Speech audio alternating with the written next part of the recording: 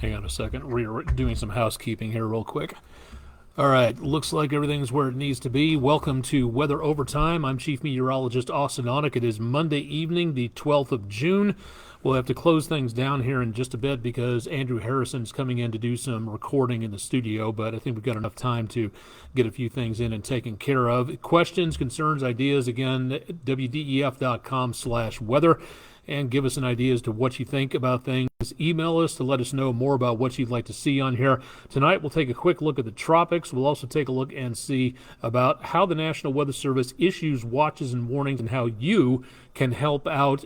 You can help the National Weather Service out when it comes to how they issue that type of stuff. There's a survey out. It would really help them out to streamline the warning and watch issuance process, and you can be a part of that. We'll talk more about that coming up in just a little while. Also, if you haven't heard, again, very much on the hot side in tropical waters, and that is not good news at this point. We'll talk more about that coming up here in just a little bit. From the sculpture fields of Montague Park, thank you very much, Shelley L. King Jr., for a very nice view looking back toward Lookout Mountain off there in the distance, and showing again some very quiet conditions, very good, partly cloudy to mostly sunny skies. Got pictures? Let's see them. Send them to us at pictures@wdef.com or drop them to our Facebook, Twitter, or Instagram pages. We'd love to be able to see what you're seeing and, more importantly, show everybody else what you're seeing. So give us a description of what you're looking at. You don't have to use your name if you don't want to, so just go ahead and send those along to you. Welcome to everybody who's dropping by to take a look and see what's going on out there. Let's take a look at the almanac page for the day and show you that we'd spent most of the day well below normal. We should be in the upper 80s for high temperatures at this time of the year. We managed to make 78 degrees, so almost a full category below normal. So some very mild temperatures across much of the area.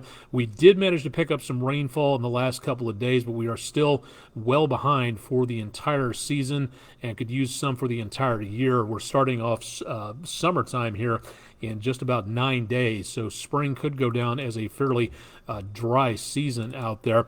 Taking a look at the EPB Fiber Optics WeatherCam network, downtown Chattanooga, the lights of Lookout Mountain, and just a little bit of some daylight left over way back over toward the north flank of Lookout Mountain for this evening. So dry, a few clouds out there. Traffic at Lee Point moving along quite nicely at this time. Speaking of traffic, the 2475 junction, also not seeing any problems. Traffic moderate and moving along pretty well, and a few clouds available from Island Cove Marina and Resort.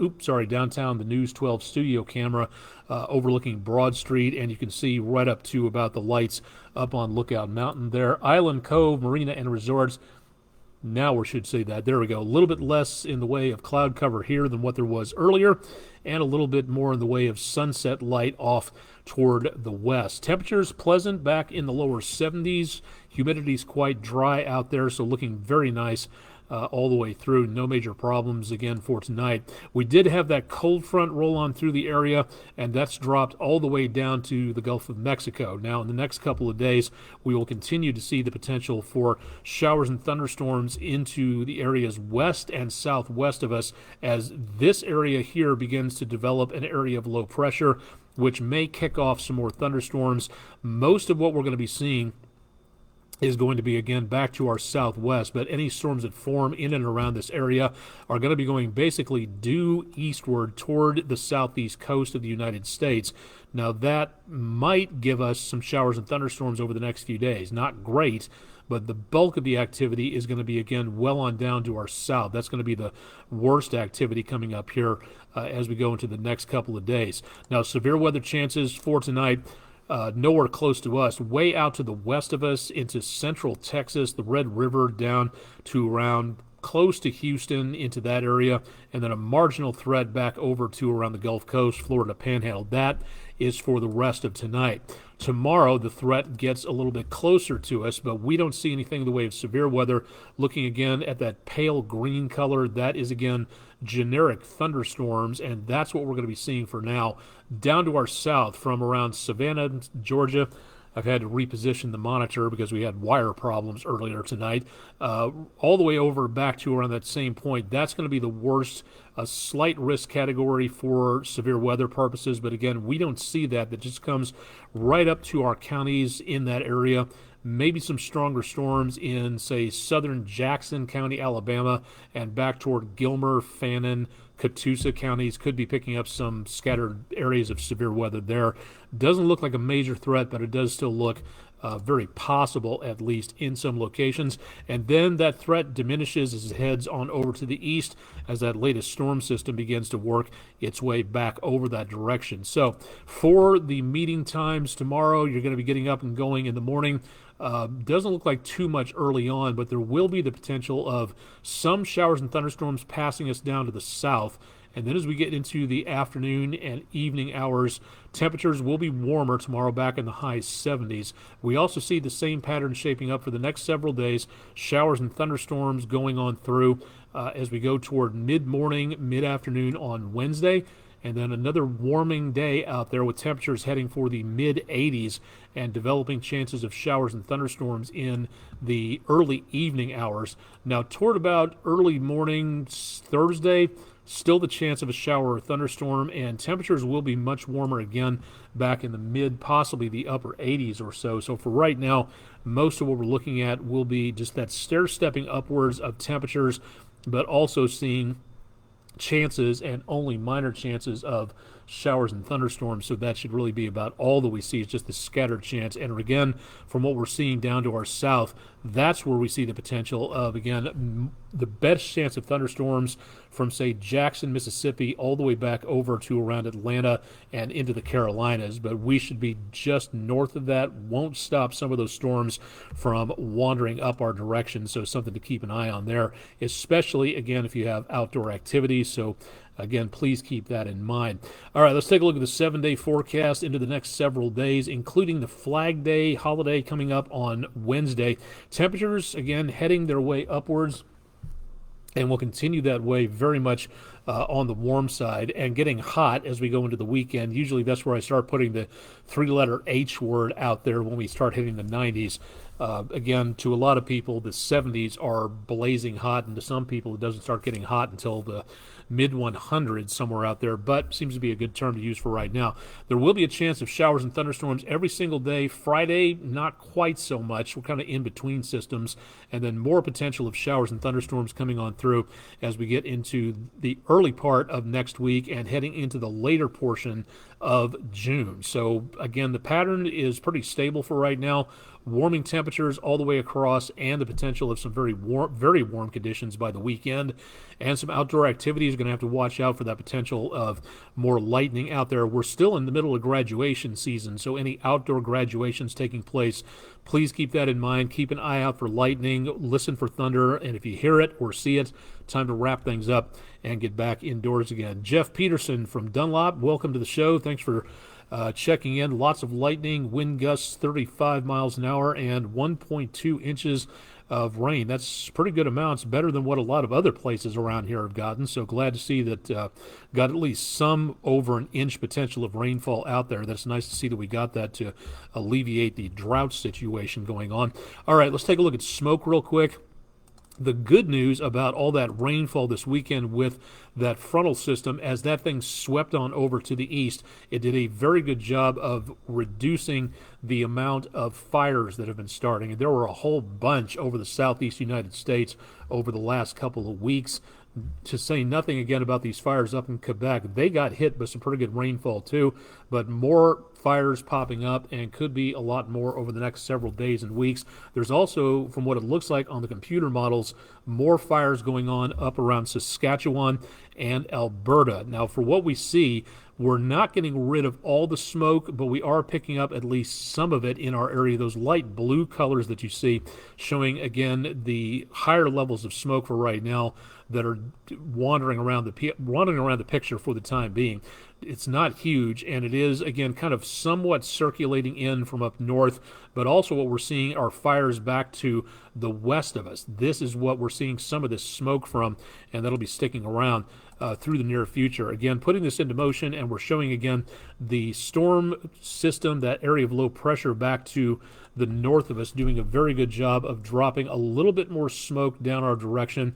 Whether or not that tail section there makes its way our direction all the way, a little iffy for right now. And again, a lot of the smoke from the last couple of days, mainly back out of the south central United States, moving over this direction.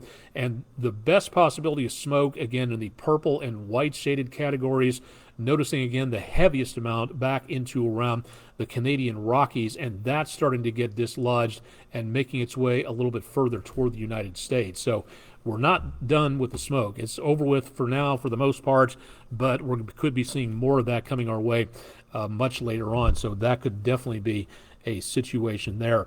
All right, quick check of the tropics. The good news, bad news situation at this time is that the good news is the National Hurricane Center doesn't see anything happening in the next 2 to 7 days. Part of that is due to the fact that there's a lot of Saharan dust coming in from off of Africa, and that's helping to keep things a little bit more stable at this point.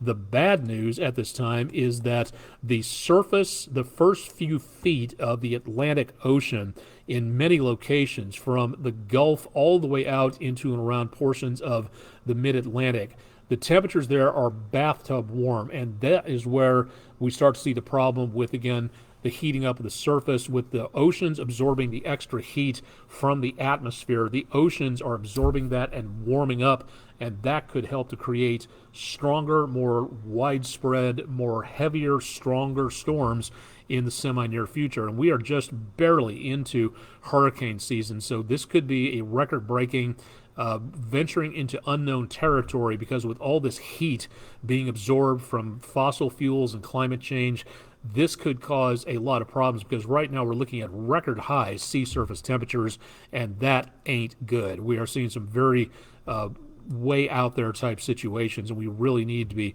watching what goes on. Going to be trying to up the amount of what goes on when it comes to climate change, how we can pay attention to it, and what we can do about it. So you can find all these links on my social media pages, including the first youth-led climate change trial versus the state of Montana that's going on right now. A lot of young people out that direction banding together and saying that the state of Montana and many other states, in fact, are not doing what they need to be doing to protect young people's future when it comes to climate change. Also, again, the El Nino Southern Oscillation has now crossed over from La Nina into El Nino territory. So that from NOAAclimate.gov, and a Vienna museum using tilted paintings to spark climate conversations, talking about a few degrees more exhibition at the Leopold Museum shows how disruptive just a few degrees can be out there. We're going to be taking a look at this a lot more often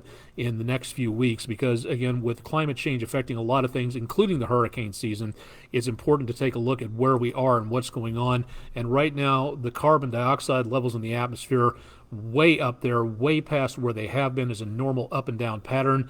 And as of right now, we could be seeing again the potential for a lot worse conditions on our planet if we don't get this under control. So if you'd like to know more about that, all you have to do is head to my social media pages. I'm out there at a lot of locations.